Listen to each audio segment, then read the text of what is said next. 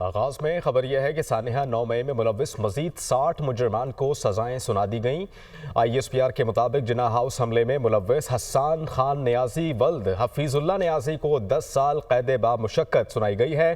جناح house حملے میں ملوث میاں عباد فاروق کو 2 سال قید بامشقت، جناح ہاؤس حملے میں ملوث رئیس احمد کو 6 سال قید بامشقت، جناح ہاؤس حملے میں ملوث ارزم جنید کو 6 سال قید بامشقت، جناح ہاؤس حملے میں ملوث علی رضا کو 6 سال قید بامشقت، GHQ حملے میں ملوث راجہ دانش کو 4 سال قید بامشقت کی سزائیں سنائی گئی ہیں۔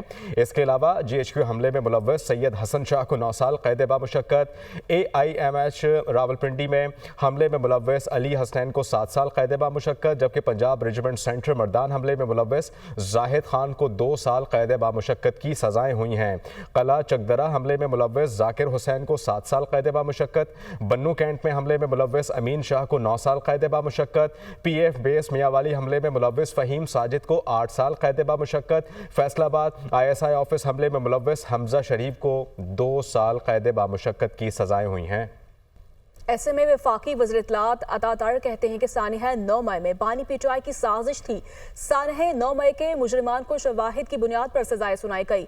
جن مجرموں کو سزائیں سنائی گئی یہ توڑ پھوڑ میں شامل تھے۔ 9 مئی کے مجرموں کو ٹرائل کے دوران تمام بنیادی حقوق دیے گئے۔ ماسٹر مائنڈ اور منصوبہ سازوں کو بھی کیفر کردار تک پہنچایا جائے گا۔ اب کوئی ملکی دفاعی تنصیبات پر حملے کی جرت نہیں کر سکے گا۔ میڈیا سے گفتگو کرتے ہوئے ان کا مزید کہنا تھا کہ ملٹری کوڈ کا ایکٹ ہماری پارلیمنٹ نے پاس کیا ہے۔ فیئر ٹرائل میں عالمی سطح پر بھی کوئی خلاف ورزی نہیں ہوئی۔ اب ملک میں آئین و قانون کی بالادستی ہوگی۔ ان سزاؤں کے بعد پاکستان کا دفاع اور سالمیت مقدم ٹھہری ہے۔ صاحبزادہ حامد رضا کہتے ہیں کہ مذاکرات کو 31 جنوری تک منطقی انجام تک پہنچانا چاہتے ہیں۔ ترسیلات زر سے متعلق کال جاری ہے۔ پہلی بار کسی جماعت کو ایسی انتقامی کارروائیوں کا نشانہ بنایا گیا۔ بانی نے کہا پاکستان کی بقا کے لیے سب سلوک معاف کرنے کو تیار ہوں۔ اڈیالہ جیل کے باہر میڈیا سے گفتگو کرتے ان کا مزید کہنا تھا کہ ہمارے 2 ہی مطالبات ہیں، 9 مئی اور 26 نومبر پر جوڈیشل کمیشن بنایا جائے، PTI نے پارلیمنٹیرینز، کارکنان اور اسیران کو رہا کیا جائے۔ بانی نے علی امین گنڈا پور پر بھرپور اعتماد کا اظہار کیا ہے۔ بانی کی رہائی کسی ڈیل کے ذریعے نہیں ہوگی۔ بانی اپنے تمام مقدمات کا سامنا کر کے عدالتوں کے ذریعے باہر آئیں گے۔ ہم 31 جنوری تک اس مذاکرات کو منطقی انجام تک پہنچانا چاہتے ہیں۔ ریمیٹنس کی کال جاری رہے گی اور اس کی نوبت کیوں آئی کہ 1971 کے بعد پاکستان میں پہلی مرتبہ کسی پولیٹیکل پارٹی کو اس طریقے سے وکٹمائز کیا گیا۔ پاکستان کی بقا کے لیے میں اپنے ساتھ روا رکھے جانے والے ہر سلوک کو معاف کرنے کے لیے پاکستان کے لیے تیار ہوں۔ جو مطالبات ہیں وہ ہمارے 2 ہی ہیں۔ وہ جو پہلے ہم نے کہا تھا کہ 9 مئی 26 کے اوپر بھی جوڈیشل کمیشن ڈیمانڈ کر رہے ہیں، 26 نومبر کے اوپر CM خیبر پختونخوا علی امین گنڈا پور صاحب پر اپنے بھرپور اعتماد کا اظہار کیا ہے۔ جو سیاسی اسیران ہیں ان کی رہائی کا تھا، جو 9 مئی سے پہلے، 9 مئی کے بعد، 26 نومبر کے کیسز میں، مختلف جلسے جلوسوں کے، مختلف کارنر میٹنگز میں ان کی رہائی ہمارے ایجنڈے کا حصہ ہے۔ عمران خان صاحب کی رہائی کسی ڈیل کے ذریعے نہیں ہوگی۔ عمران خان اپنے تمام مقدمات کا سامنا عدالتوں میں کر کے عدالتوں کے ذریعے عمران خان باہر آئے گا۔ علیمہ خان کہتی ہیں کہ بانی PTI نے کہا ہے کہ ہمارے مطالبات پر سنجیدگی نہیں دکھائی گئی۔ بانی نے کہا کہ مجھے جیل میں رکھیں، باقی قیدیوں کو رہا کریں۔ بانی نے یہ بھی کہا کہ کہیں جاؤں گا نہ نظر بندی قبول کروں گا۔ 2 مطالبات مان لیے تو اوورسیز پاکستانیوں کو ترسیلات زر بھیجنے کو کہیں گے۔ وہ اڈیالہ جیل کے باہر میڈیا ٹاک کر رہی تھیں۔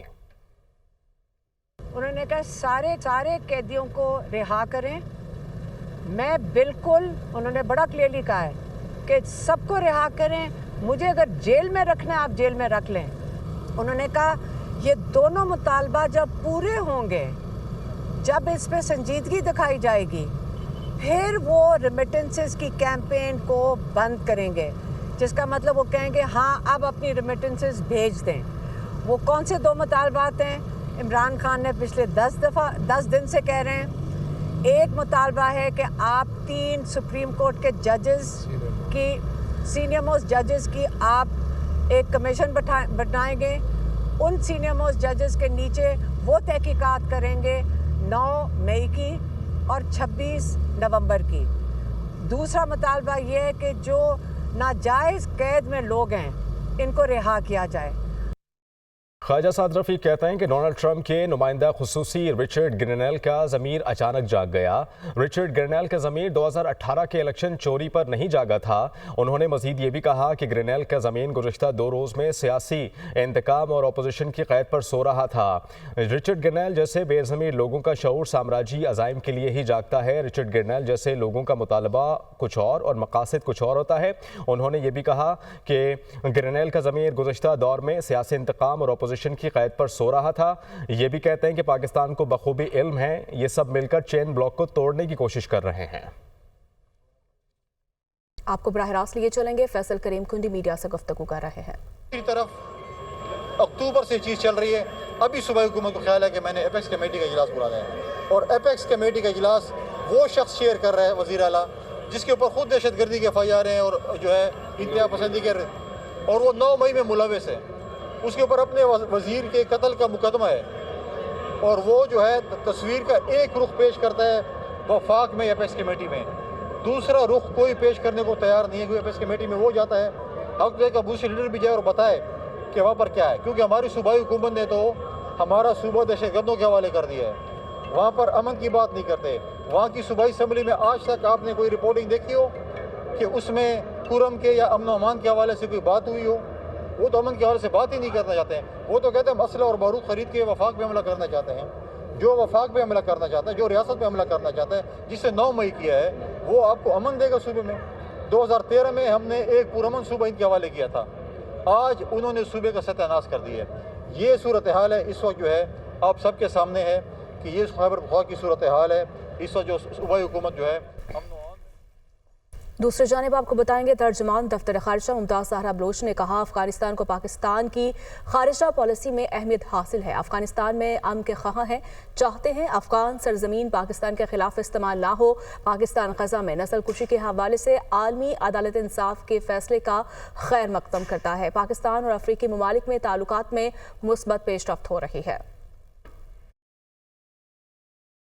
Afghanistan remained a priority on the agenda of Pakistan's diplomatic outreach. Trade, connectivity and people-to-people contacts were a priority in our engagements with Afghanistan. Pakistan's major concern of terror hideouts and sanctuaries inside Afghanistan remained high on our bilateral agenda. We remain engaged with Afghan authorities on all issues of priority and would like to enhance cooperation in trade, transit trade, and security and border management. Pakistan welcomed the advisory opinion by the International Court of Justice on the legal consequences arising from the policies and practices of Israel in the occupied Palestinian territory, including East Jerusalem.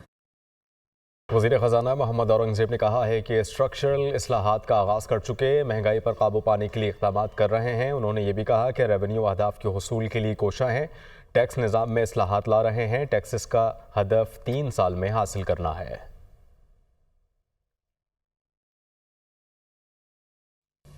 देखिए जो हमने structural reforms की बात की थी और जिस सफ़र का हम कर चुके हैं उसमें टैक्सेशन की जो रिफॉर्म है उसका एक बहुत कलीदी किरदार है और हमारा हदफ है तकरीबन 13.5% पे जाने का इंशाअल्लाह अगले 3 साल में।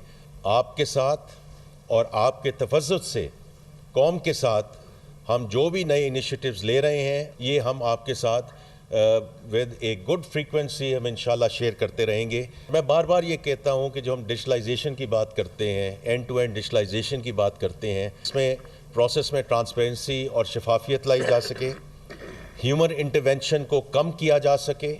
ह्यूमन इंटरवेंशन को जब हम कम करते हैं उसका मकसद ये है कि करप्शन को और हरासमेंट को जितनी हम ह्यूमन इंटरवेंशन कम करेंगे उतनी हम बेहतरी की तरफ जाएंगे।